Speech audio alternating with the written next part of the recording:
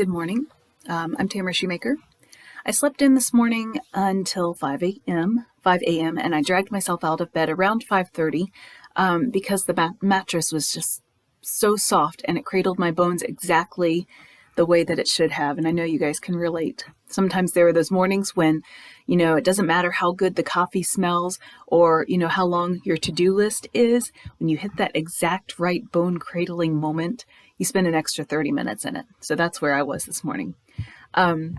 Because of the sleeping in, I caught the sunrise in a still darkened house, and I took a few moments to stand at my window and to watch the rosy glow strengthen behind the mountain range that I can see from my front deck.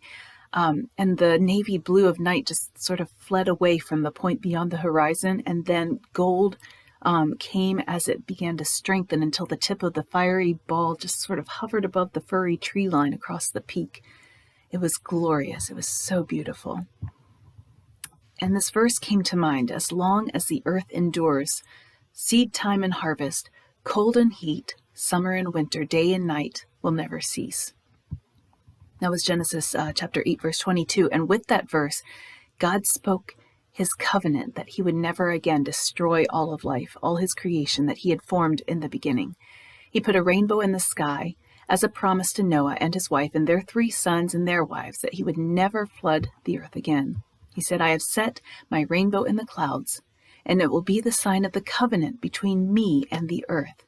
Whenever I bring clouds over the earth and the rainbow appears in the clouds, I will remember my covenant between me and you and all living creatures of every kind.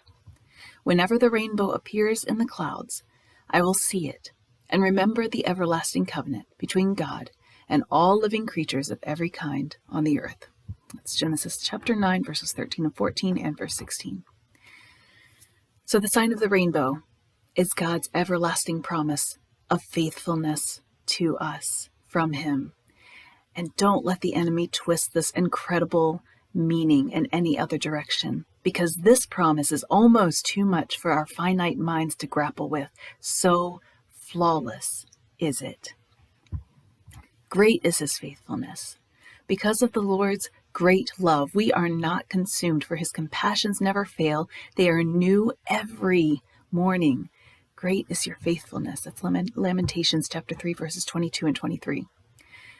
So I'm going nowhere that I thought I was going to go this morning. I was planning on Joshua chapter 23 today, but the Holy Spirit led me here instead. After the night and before the morning, there's a holy pause, as though the world is stilled for a moment, as though creation waits with bated breath for the new mercies, for the new faithfulness. One of my favorite fictional characters, Anne of Green Gables, says in a moment of beautiful reasoning, "Tomorrow is always fresh with no mistakes in it yet." At the beginning of each day, the canvas is still blank, right? The paints are still undisturbed. Pause before the brush dips. Wait for the master artist to draw the first stroke. This morning, the birdsong began. Through my windows in the pre-dawn gray, I can hear the early avian chorus wake up with anticipation. There were beautiful caws and rippling, trilling melodies that accompanied the silence that was outside of it.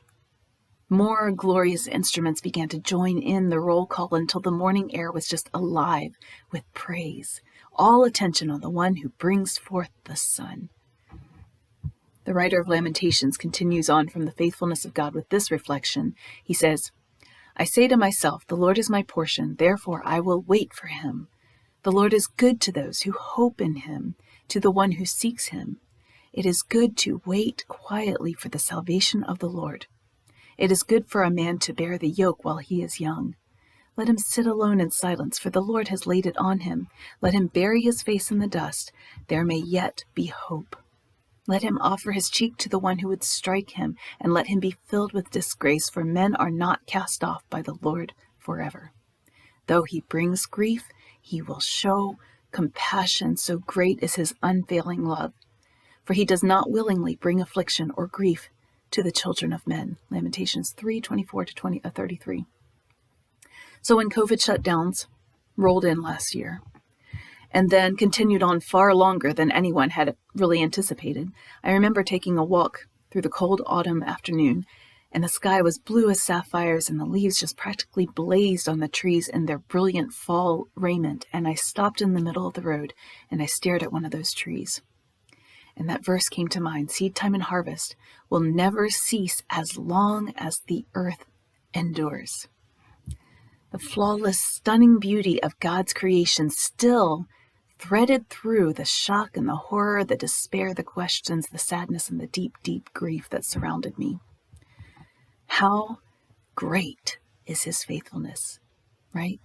With infinite tenderness, he leads us through the dark places with the beauty of the bird song, with the peacefulness of the still mornings, with the refreshing vigor of an autumn walk, with the faithful promise of a mountain sunrise.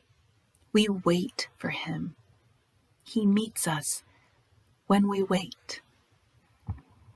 As I prayed for my children this morning, as I asked the Lord to fill up their hearts with passion and pursuit and praise for him, I thought about the ways that I've seen the Lord work in them already. It's an early work, right? The sun has just begun to rise in them. The sun, S-O-N, has only recently knocked on the doors of their hearts. And as I'm sitting on my couch this morning typing out my blog post, I'm nearly blinded by the morning sun streaming through my windows. It's far stronger now than it was when I first saw it this morning. The Lord is still rising in the hearts of my children. He's still growing stronger and more brilliant. He's doing his good work with increasing strength in them. He doesn't give them, the total package all at once. He brings it gradually. He builds from the foundation up. What he brings when we wait is amazing. Don't walk off into your day before you notice the glory of morning, right? It's breathtaking. I'm still confident of this.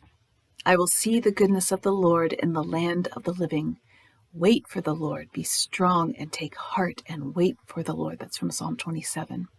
As surely as the sun rose this morning and will continue to rise again tomorrow, because the Lord commanded it to do so in the beginning, he is faithful to see us through the hard times, the breathless pause between the night and the sunrise. That's all I had this morning. I hope it encourages you. I'll see you again tomorrow.